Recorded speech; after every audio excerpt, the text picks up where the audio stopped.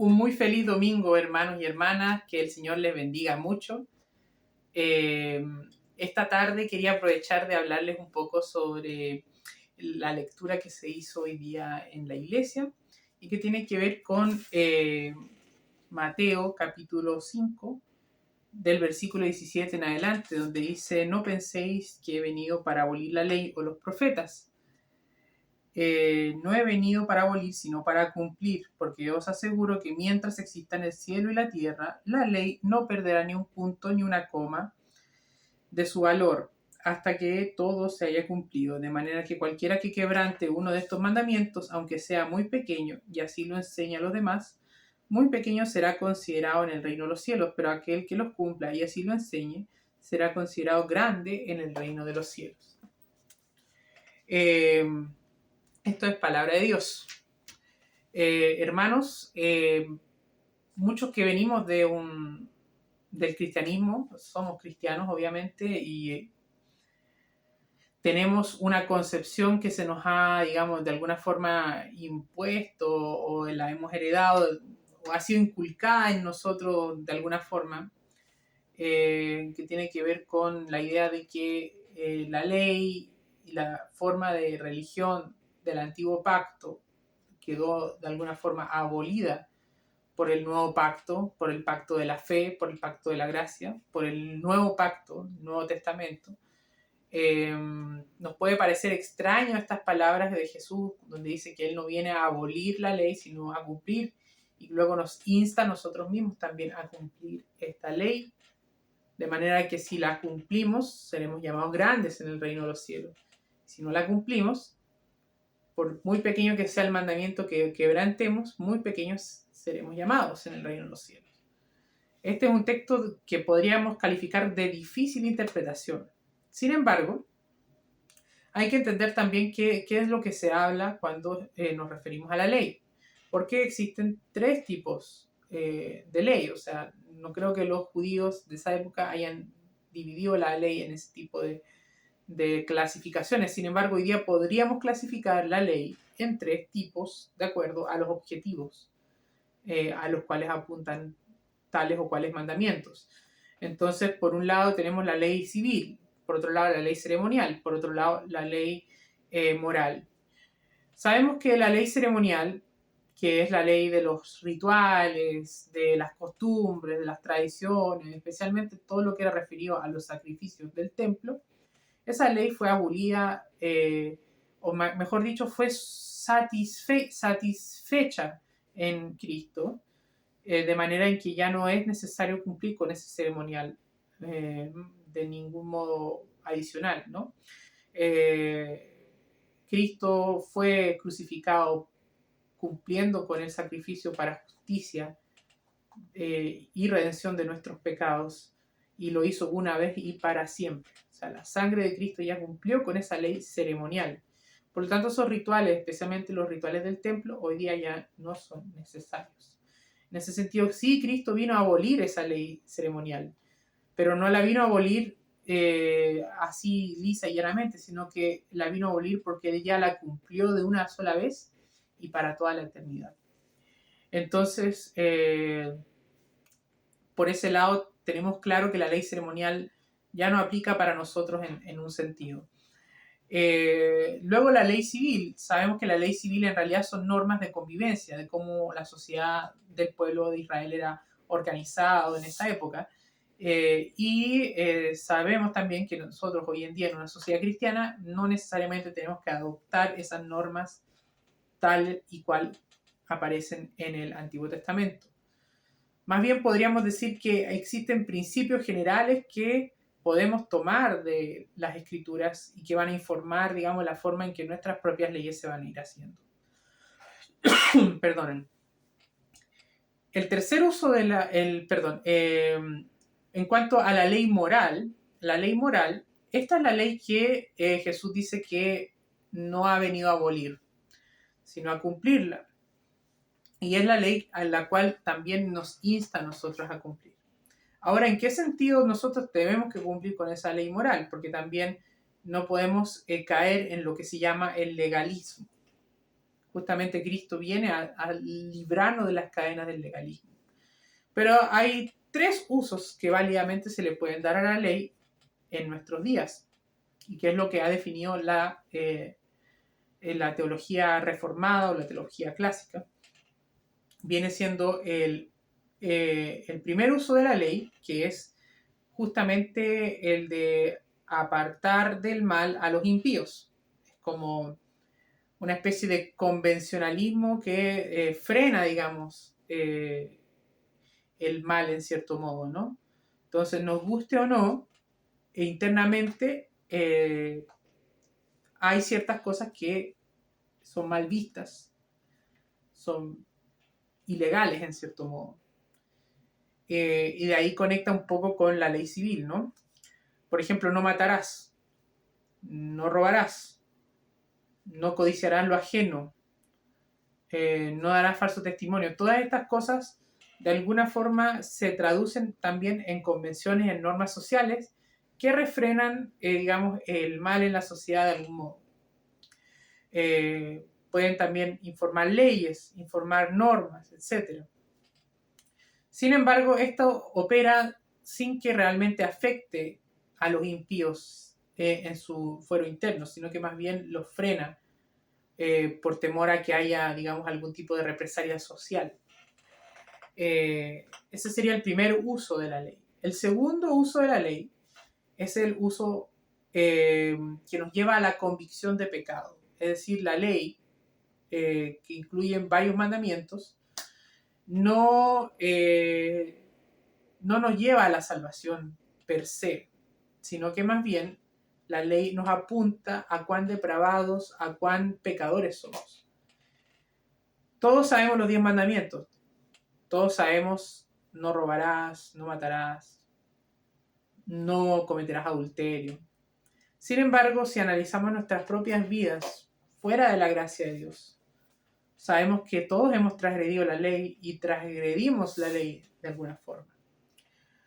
Cada vez que mentimos, estamos rompiendo el mandamiento, somos mentirosos. Cada vez que hemos odiado a alguien, lo hemos matado en nuestro corazón y por lo tanto hemos sido homicidas.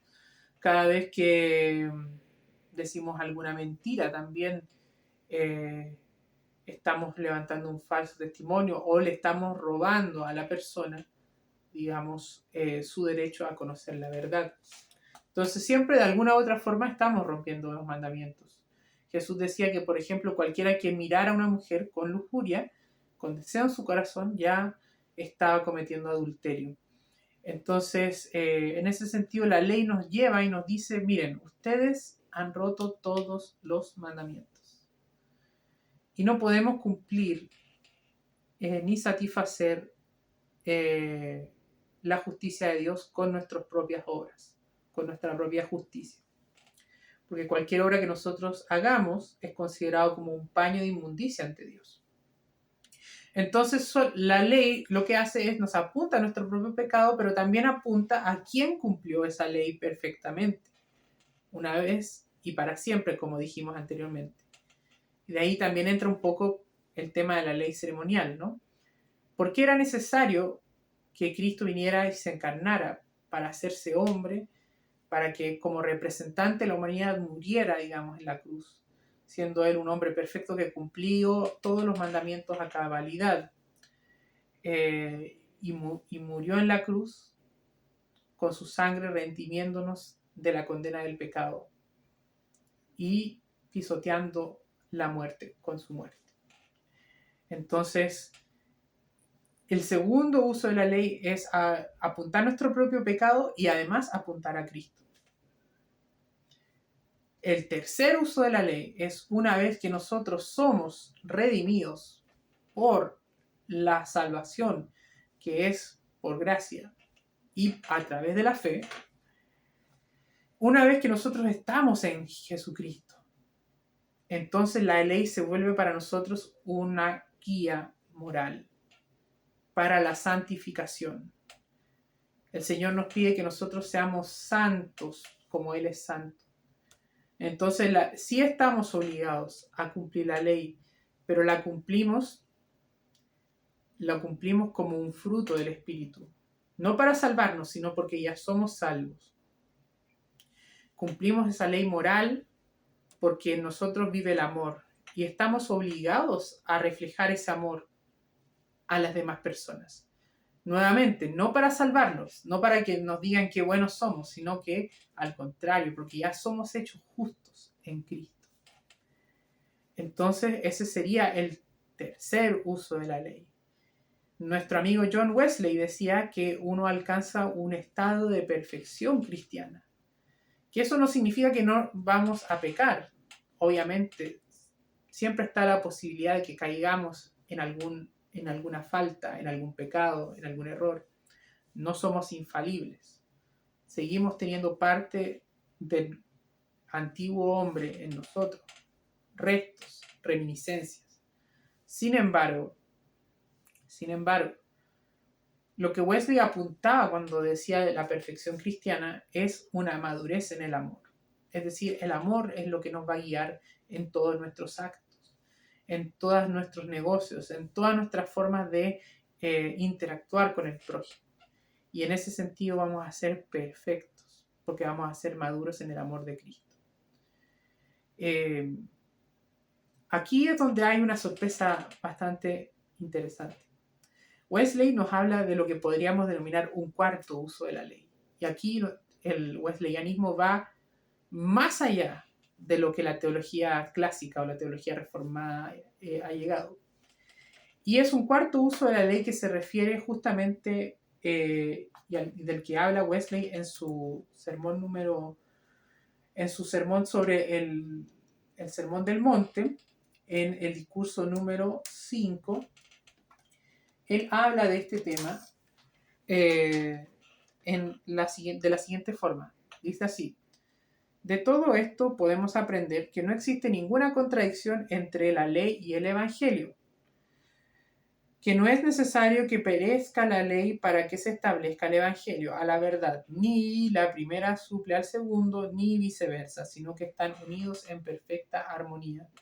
Más aún, las mismas palabras consideradas bajo distintos aspectos son parte tanto de la ley como del Evangelio. O sea, aquí Wesley nos está diciendo que la ley y el Evangelio son la misma cosa. Son como dos caras de la misma moneda o reflejan una misma realidad. No hay una contradicción, no hay una oposición entre la ley y el Evangelio. ¿Y cómo es esto? Decimos nosotros, ¿no? Siempre se nos ha dicho que la ley nos lleva a la muerte, mientras que la gracia, el Evangelio nos lleva a la vida. Pero aquí vamos a ver por qué. Dice, si se las considera como mandamientos, son parte de la ley, más si como promesas del Evangelio. O sea, los mismos preceptos, si los leemos como órdenes, como mandatos, como mandamientos, como leyes, son parte de la ley. Si esos mismos preceptos los leemos como promesas, son parte del Evangelio. ¿Cómo es eso? Vamos a seguir leyendo lo que dice, ¿no? Así, por ejemplo, amarás al Señor tu Dios de todo corazón, considerado como un mandamiento, forma parte de la ley, pero como una promesa es parte esencial del Evangelio, no siendo sino los mandamientos de la ley propuestos como promesas. O sea, más claro no puede ser. Es decir, ese mandamiento, amarás al Señor tu Dios con todo tu corazón, y que sabemos que muchas veces antes de conocer a Cristo, antes de que entráramos en la fe, no podíamos cumplir porque no conocíamos al Señor, porque idolatrábamos otras cosas, porque todavía está la idolatría y la egolatría en nosotros en muchos sentidos de nuestra vida. Sin embargo, sabemos que en gracia somos hechos justos en Cristo y por lo tanto esos mandamientos pasan a ser promesas. En Cristo estamos amando al Señor nuestro Dios de todo corazón. En Cristo ese mandamiento se está cumpliendo. se está cumpliendo eso como una promesa.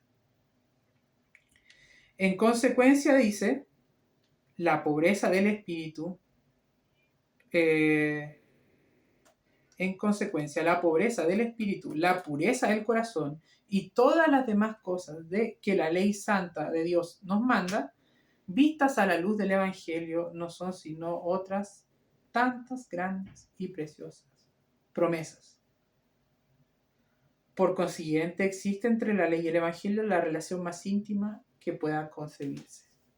Por eso, hermanos, es interesante cómo el wesleyanismo resuelve también muchas de las tensiones grandes que existen en el cristianismo protestante, ¿no?